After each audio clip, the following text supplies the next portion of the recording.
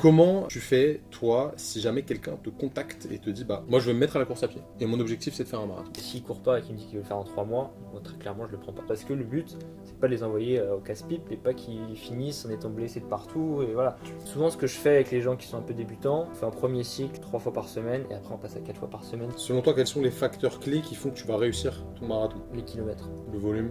le volume. Et je vois que dans les tests qu'ils ont fait, ils sont pas capables de monter 10 fois sur la pointe du pied sur un pied et qu'ils veulent préparer un marathon. On sait qu'à un moment donné, il y a des minimums à atteindre d'un point de vue Tu musculaire. cherches à diminuer. Quand tes stocks de glycogène sont vides, tes marqueurs inflammatoires, ils sont multipliés par plus de 10, je crois. Je sais pas ce que c'était, mais c'était monstrueux. Est-ce qu'il faut acheter une paire de chaussures spécifiques pour le marathon et les sortir le jour J ou pas? Non. Encore une fois, pire chose à faire, c'est d'essayer quelque chose le jour de la course, peu importe. Je crois qu'il faut acheter des Santiago. Tu cours.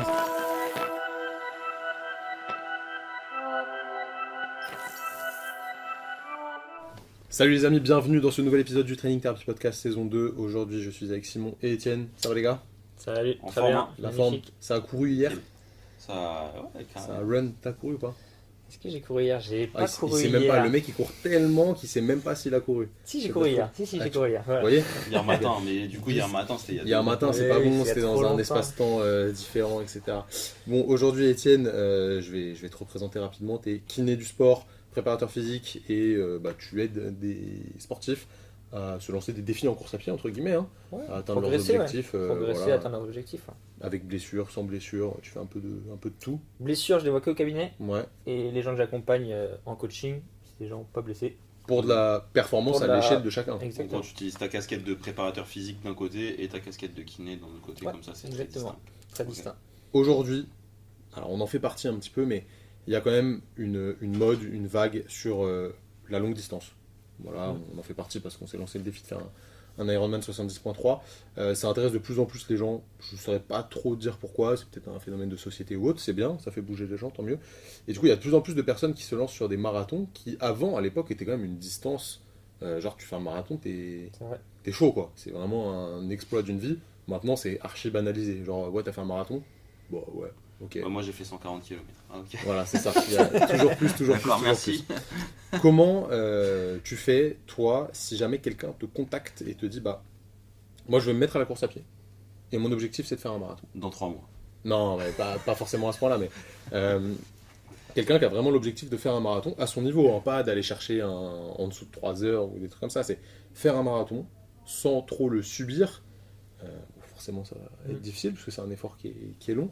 Comment tu fais pour préparer quelqu'un sur des efforts c'est long, mais il y a encore plus long. Mais tu vois, de 5, 6 heures, ça va dépendre un peu de chaque personne. 6 heures le marathon. Ouais, en marchant, mec. Ça commence à être long, quoi. On peut parler de course à pied. Non, mais vas-y, entre 4 et 6 heures, vous avez Non, mais compris. Non, carrément. Bah, c'est vrai que c'est un peu désacralisé maintenant. C'est vrai qu'un marathon, c'est stylé. Mais il y a des gens qui, avant, n'y pensaient pas du tout, qui maintenant se disent ah, peut-être pourquoi pas moi, parce que mon collègue aussi en a fait un, etc. Donc c'est cool. En vrai, c'est très cool. Par contre, ça reste la même distance qu'avant. Ça reste 42 km à courir. Et ça reste dur à préparer. Et du coup, les gens qui me contactent, il y en a en effet qui veulent commencer leur première course avec un marathon. Ok, pourquoi pas. Mais dans ce cas-là, je vais... Non, moi honnêtement, je conseille avec d'abord un... S'ils sont orientés longue distance, d'abord un semi, c'est déjà une belle distance. De toute façon, tu vas devoir le taper à l'entraînement, quoi qu'il arrive. Oui, c'est ça, mais d'abord un premier objectif vraiment semi, puis après marathon. Mais bref, s'ils veulent absolument aller sur un marathon, c'est très cool aussi. Par contre, là du coup, je vais chercher un peu plus loin. Et en effet, s'il court pas et qu'il me dit qu'il veut le faire en 3 mois, moi très clairement, je le prends pas. Tu vois. C'est assez simple parce que le but, c'est pas de les envoyer au casse-pipe et pas qu'ils finissent en étant blessés de partout. Et voilà. Le Tu but, penses c'est qu'on peut, en 3 mois, arriver à faire un marathon sans se blesser? si tu fais pas de sport déjà avec de la course, non. Ouais. Tu vois, si tu fais D'accord. du foot 3 fois par semaine, que tu as l'habitude de courir, etc., et que tu vas aller faire un marathon Oui. en 3 mois, pourquoi pas? Tu vois, c'est logique. Et c'est encore cet aspect de. Ouais. Si, je pense. Cet Non, mais aspect tu- de charge mécanique de la course à pied, c'est quand même spécifique. Si tu fais de la natation une fois par semaine et que tu veux faire un marathon d'un coup en 3 mois, je te dis non. T'as forcément des énergumènes qui peuvent y arriver. Oui, il y a des gens qui peuvent y arriver, mais là, si on prend la majorité, il y aura quand même. Oui, évidemment. Enfin, la plus grande proportion se blesseront. Micheline, 35 ans, qui assiste toute la journée. Et S'il ça va y a être des compliqué, Michelin qui ont 35 ans. je pense. Michelin, on les appelle, c'est plus Ah, ok. stylé, avec un Y à la fin. Ouais. Mais Oui, évidemment, c'est sur le papier, c'est faisable parce qu'en vrai, c'est Oui. que 42 km, entre guillemets. Ça reste mécanique, tu vois. Au pire, tu peux marcher un petit peu. Mais sans se blesser, c'est une autre histoire. Ouais, et puis en vrai, il y a quand même des probabilités que ça marche pas et que ça se passe pas bien pendant l'entraînement et que au final, ils fassent le marathon, mais avant, ils ont pas pu faire l'entraînement plus de 15 bornes parce que ils vont y aller quand même, mais après ils pourront plus marcher pendant 2 semaines. Enfin voilà, moi ça m'intéresse pas. Le but aussi avec les coachings, c'est que les gens prennent goût à courir Et en bonne santé. et tu vois en bonne santé et que derrière ils soient bien sûr fatigués, etc. C'est dur, mais que derrière ça leur ouvre de nouveau des portes en disant ah bah tiens, vachement apprécié mon semi, mon marathon. J'ai envie de me fixer un autre objectif pour l'année prochaine. Prendre C'est du plaisir pourquoi, tu vois. dans l'effort, quoi. Ouais, carrément. Après, C'est dur, mais J'ai avancé ça sur le tapis, mais est-ce que toi aussi tu ressens le fait que les gens s'intéressent de plus en plus à la longue distance? Parce que je te dis ça comme ça, mais ça se trouve, ouais, toi tu le ressens si, pas si, forcément dans tes. si, clairement. Ouais, ok. Est-ce que c'est parce que autour de moi, ici, tout le monde approche la trentaine, tout le monde veut courir, veut se mettre à la course à pied, veut faire. Parce qu'il y a un copain qui fait un semi, un marathon. J'en sais rien, tu vois, peut-être que c'est autour de moi aussi. Mais même en général, les gens me contactent pour ça. Et ouais, clairement. Mais du coup, on va revenir à la question du début, tu vois. Quand même, je réorganise ce podcast un petit peu. Il nous a mis la tête comme ça. Tac, tac. Donc, comment est-ce que on gère ensuite? Je sais même plus ce que c'était la question. Quelqu'un qui veut se mettre un marathon. Ouais, qui ok. veut se faire un marathon. Première chose, faut savoir que ça va être dur, que ça va être long, que ça va prendre du temps temporel et de l'énergie. Ok. Et dans ce cas-là, hyper important, et pour moi c'est le plus important de tout, ça va s'être dégagé des créneaux et en faire une priorité pendant la prépa. Ok. Bien sûr, il y a la famille, il y a tout ce qui est à côté qui reste des priorités, mais il faut pas que tu dises je vais faire un marathon, mais je suis comptable et on est en avril, mais machin, et j'ai plein de taf dans tous les sens, mais j'ai prévu d'aller 3 semaines au ski, mais j'ai prévu. Non, si tu veux faire un marathon, c'est super, mais ça va être dur. Et si tu veux réussir et atteindre ton objectif d'être fier de toi, tu vois, tout simplement, bah, il va falloir que tu en fasses une priorité et au moins, tu vois, 3 fois dans la semaine, pendant 3, 4, 5 mois, tu cours régulièrement. 3 fois par semaine, ça te paraît bien?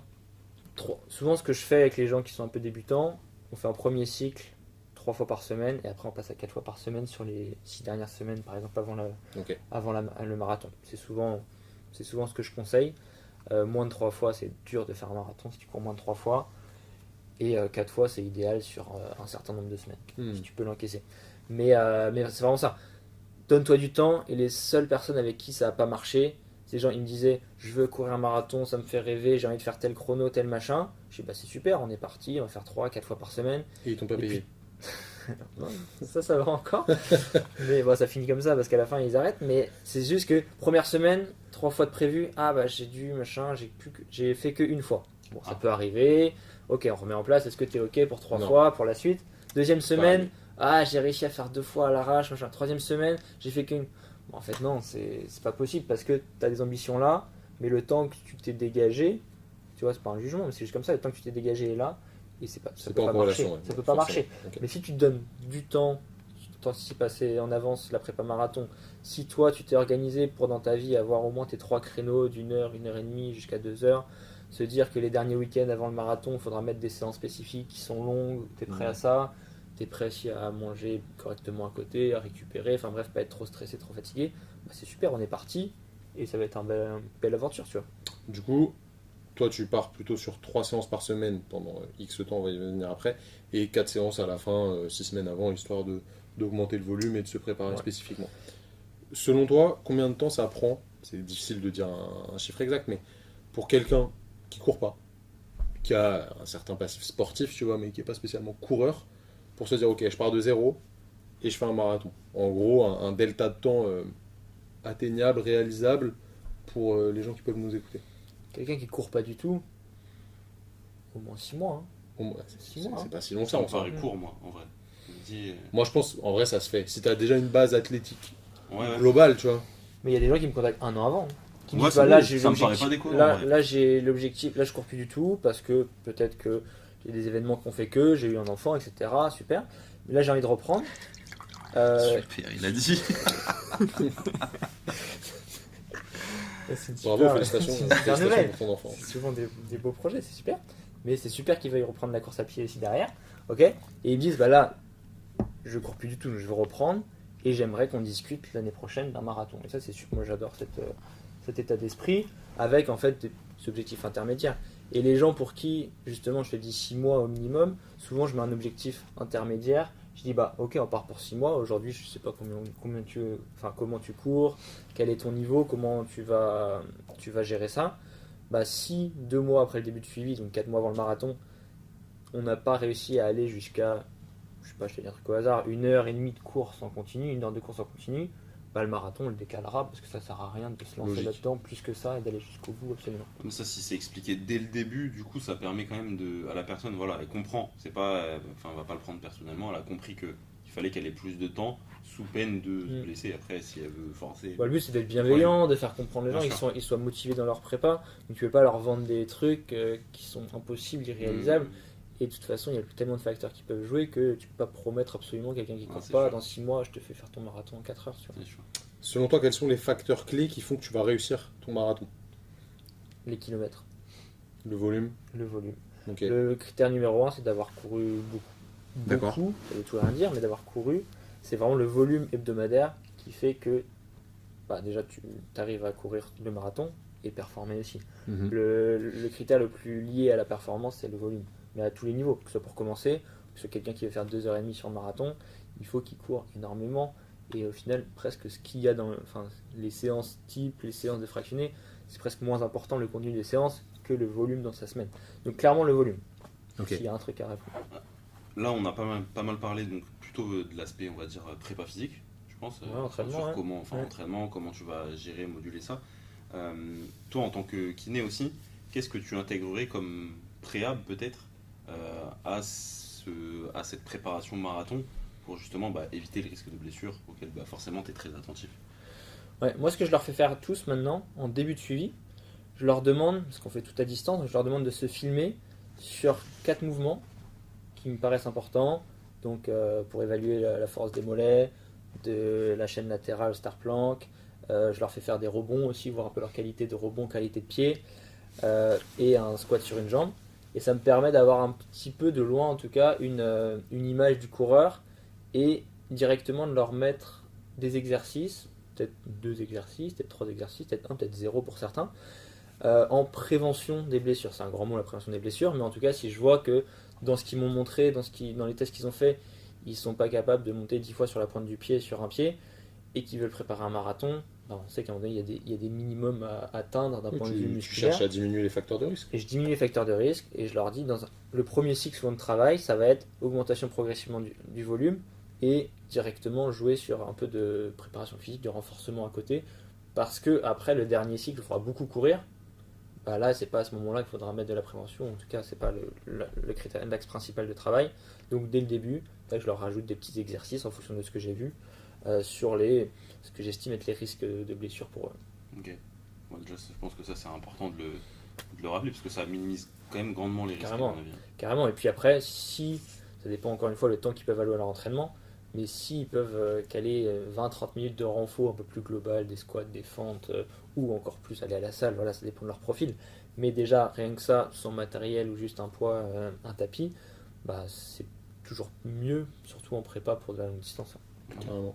On a parlé du volume tout à l'heure en facteur clé de réussite, déjà j'allais dire de performance, mais de réussite du marathon. Est-ce que la nutrition et l'entraînement de la nutrition, ça te paraît important pour ce genre de distance selon toi? Ouais, là on parle nutrition en course, tu vois. Ouais. Il y a Bah, il y a un l'hygiène côté de aussi, vie globale, ouais. tu vois, où là, bon, bien sûr, quand tu fais une grosse séance, si derrière tu manges pas ou tu dors mal, bah, tu t'adaptes pas bien et en fait ça sert presque à rien ce que tu as fait avant. Mais pour parler du jour de course, le jour de la course, un des critères aussi de réussite, parce que t'as beau être bien entraîné, etc., le jour de la course, tu peux tout gâcher avec quelques erreurs qui peuvent arriver, dont ne pas manger ou manger Un truc dont Enfin, t'as pas l'habitude. ou manger un truc que t'as pas l'habitude. Je rigole parce que j'ai un ami qui a trouvé une très bonne idée la veille de la course d'essayer un régime cétogène alors qu'il Non, il n'avait n'y avait jamais pas que fait. ça, il y avait pas que Et ça. il voulait boire une bouteille de vin rouge entière. Du coup, il a eu des petits problèmes gastriques le lendemain, mais c'est très étonnant d'ailleurs. C'est Ça, étonnant. j'adore, ça me régale. Tu me donneras le nom tout à l'heure, parce que Ouais, C'est pas rigolo. moi, hein, c'est pas vrai. Non, c'est pas tant. Donc ouais, le jour de la course et la veille de la course, c'est vrai que tu peux tout gâcher en les 3-4 derniers jours avant la course. De vin rouge. En but, et je pense que ça arrive assez régulièrement en plus. Ouais, Enfin, bref, t'es Ah, les souvent coureurs, entre copains, ils aiment le vin. ils aiment le vin. Ouais. Ouais. Donc, Je pense qu'en vrai, par rapport au marathon, souvent on entend parler du mur du 30e kilomètre. Et je pense pas que les gens ils aient conscience que ce mur, pour moi, hein, il vient principalement de la nutrition en vrai. C'est que les gens ils s'alimentent pas au bout de 30 ça alimente km. mal. Ouais, mais oui, mal. Ou ils sont Et, pas entraînés. et au bout de s'alimenter. 30 km, ça fait à peu près 2h30, 3h que tu cours, peut-être un peu plus en fonction des niveaux. Sauf qu'à ce moment-là, tu as complètement épuisé ton stock en fait, de glycogène normalement que tu as disponible dans le corps. Donc si tu n'apportes pas finalement de nouvelles matières premières aux muscles pour te faire de l'énergie, en fait tu es juste cramé. Tu vois. Bah, le mur, c'est vraiment toutes les erreurs que tu as pu faire avant ou pendant ton début de course, ça arrive au 30e kilomètre. C'est-à-dire, si sur ta prépa, tu n'as pas fait assez de kilomètres, en général, sur les semaines d'avant, bah, au bout de 30 km, c'est trop T'es pour cuit. toi, t'es cuit, hop, le mur. Si tu as mal géré ton allure en début de course, t'es parti beaucoup trop fort, souvent ça passe, et c'est au 30e, ça passe plus. Et en effet, troisième point hyper important, si t'as pas mangé, pas assez mangé, ou mangé des trucs quand t'avais pas l'habitude, pareil, c'est au 30e que t'as plus d'énergie, et là le mur, tu peux le prendre vraiment fort. On discutait avec notre pote Kenneth qui est diététicien et il nous expliquait qu'en fait, quand tes stocks de glycogène sont vides, tes marqueurs inflammatoires ils sont multipliés par plus de 10, je crois. Je sais plus ce que c'était, mais c'était ouais, monstrueux. Et du coup, c'est à ce moment-là en fait que tu commences à avoir mal partout, que ça répond plus, que tu n'arrives pas à envoyer du jus parce que effectivement, tu n'as plus de glucose disponible. Et en plus, bah, si tes marqueurs inflammatoires ils augmentent, bah, t'es bousillé quoi. C'est clairement ça. Et pour revenir à la nutrition pure, du coup, il faut manger le jour du marathon. Tu as plusieurs manières. Tu peux utiliser des gels, des Pâtes de des fruits, boissons des bars, d'effort, des boissons d'effort. des pâtes de fruits. Après, je conseille pas trop le vraiment solide parce que c'est plus dur pendant que tu Digérer. cours à digérer, tu vois. Faut apprendre à respirer par le nez. Et mais ça, faut s'être entraîné les semaines précédentes sur tes sorties longues. En fait, il y a des sorties test, souvent 3 semaines, 4 semaines, 5 semaines avant ta course. Tu vas faire des sorties test, donc c'est des sorties avec beaucoup de kilomètres. Tu vas aller jusqu'à 30, 32 km, voire un peu plus ou un petit peu moins en fonction des profils.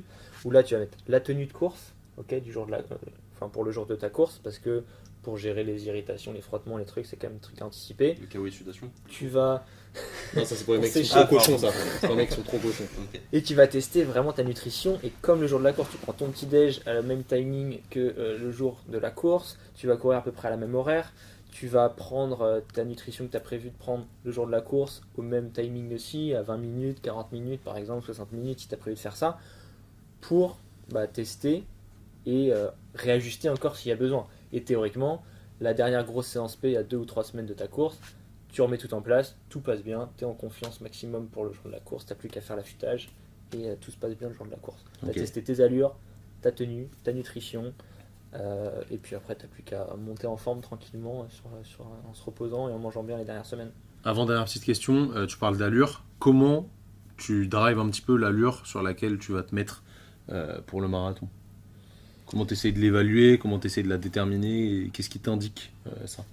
Souvent, chez les débutants, si on parle encore de ça, déjà courir tout le long c'est déjà bien. Ok. Parce que moi, tu vois, je fais mes footings là, Ouais. et ma montre, elle, Ta me montre, elle te dit. elle me dit allure 5, allure 10, allure semi et allure marathon. Allure 10, elle me dit 4,25, donc c'est ce qu'on a fait. Ok. Allure semi, elle me dit 4,40 et allure marathon, elle me dit 4,55. Mais franchement, j'ai vachement de mal à y croire. 4,55. C'est moins de 3h30. T'es un costaud, Ça- félicitations. ça me paraît vraiment très compliqué. Moi je pense qu'il faut relever le défi de la montre. mec. Ah, ça me paraît complexe. Non, c'est compliqué. Donc on fait des testings, tu vois, des tests par exemple de vitesse critique, etc. pour déterminer des allures d'entraînement. Après, encore une fois, sur le marathon, passer le 30-32e, c'est un monde inconnu. Tu sais survis, jamais quoi, trop ouais. comment tu vas réagir.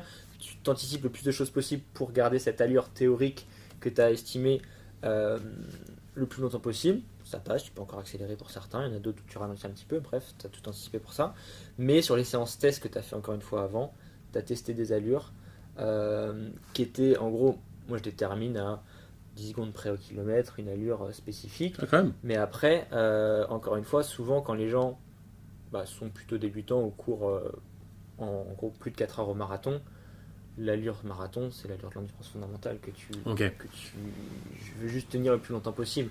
Mais c'est ton allure de footing que tu veux tenir le plus longtemps possible. Et plus tu progresses, plus les allures sont vraiment spécifiques. Ouais. Où tu as une allure spécifique sur 10 km qui est différente de celle sur semi, qui est différente de celle que sur marathon, qui est toujours plus rapide que ton allure de footing, etc. En fait, chez le coureur lambda comme nous, en soi, tu peux pas fixer des allures hyper précises, à l'inverse de quelqu'un d'élite, parce qu'au final, déjà, eux, le temps de course, il est vachement diminué. Ouais. Et du coup, Oui. c'est plus simple déjà de fixer une allure que tu vas respecter. Quand c'est beaucoup plus long, déjà, c'est quelque chose que tu fais pas forcément à l'entraînement. Tu vas pas te taper 4 heures toutes les semaines, c'est pas possible. Du coup, t'as pas trop de métriques précises là-dessus, quoi. Ouais, c'est ça. Et puis, plus ton plafond de verre il est haut, c'est-à-dire plus ton allure maximum elle est haute, donc pour les élites, plus derrière tu as des allures très spécifiques, Exactement. déterminées, avec Ouais. des seuils, etc. Quand tu commences la course à pied, tu as une seule allure, éventuellement une allure qu'on travaille quand tu vas travailler de la vitesse vraiment, mais sinon tu as une seule allure, 2 allures, voilà, un peu plus vite, un peu plus lent. Souvent je mets des bornes maximum, c'est-à-dire va pas plus vite que ça, parce que sur marathon, le premier semi il doit être très facile. Et des fois les gens ils disent oh je suis facile, j'accélère au bout de 10 bornes, mais après tu le regrettes justement au 30e, au fameux mur.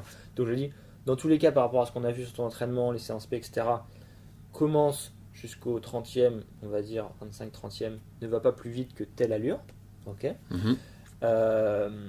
Mais ne va pas plus lentement que ça, que telle allure aussi, parce que sinon tu te sous-estimes, tu vois.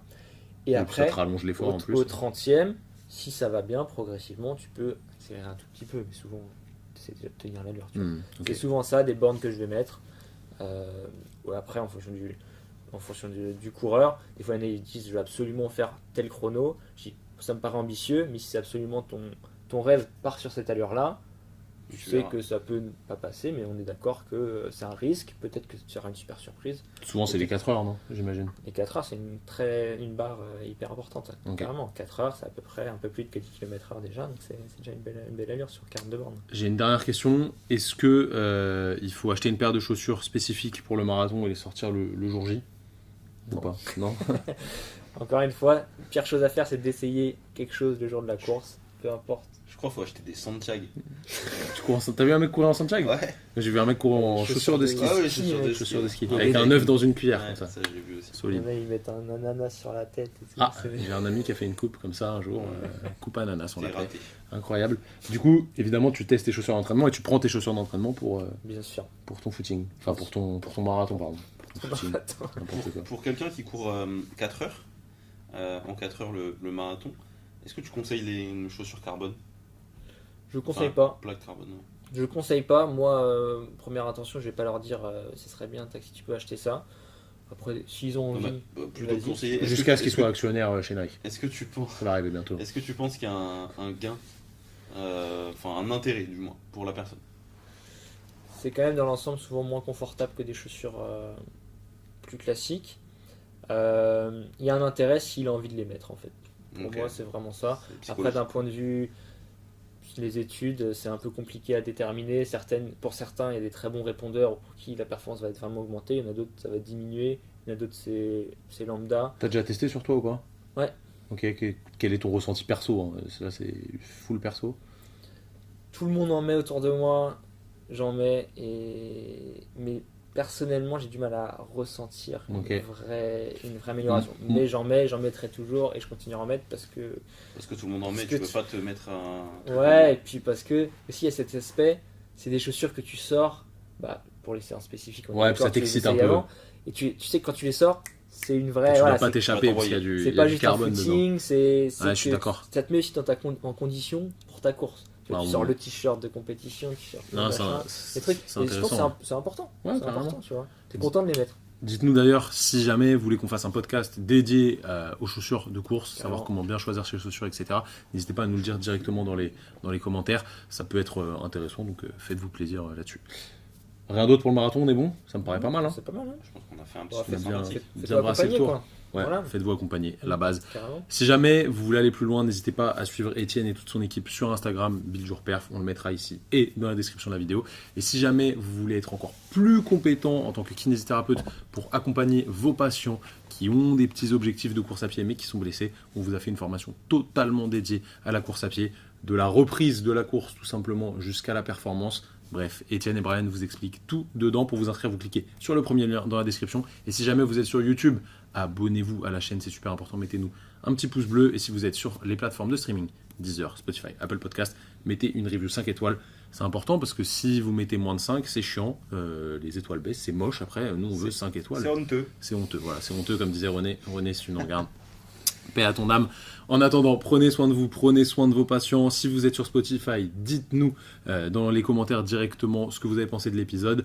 Et nous, on se dit à la semaine prochaine. Merci Étienne pour ce bel échange. Salut tout le monde. Merci à tous.